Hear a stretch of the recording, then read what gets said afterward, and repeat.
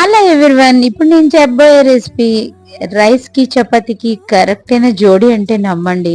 Green chilli, ginger and garlic paste అది వేగుతున్న లోపు మనమైతే పన్నీర్ క్యూబ్స్ ని ఇలా కట్ చేసుకుందామండి.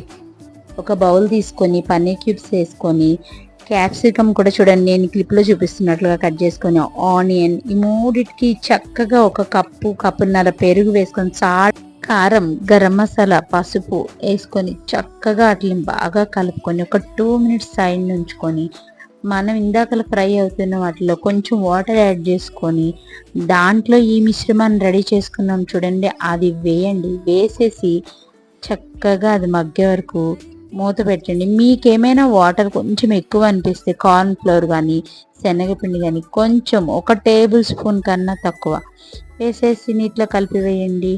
అంతే, చూడండి ఎంత బాగుందో. మీకు ఇష్టం ఉంటే బటర్ యాడ్ చేసుకోండి.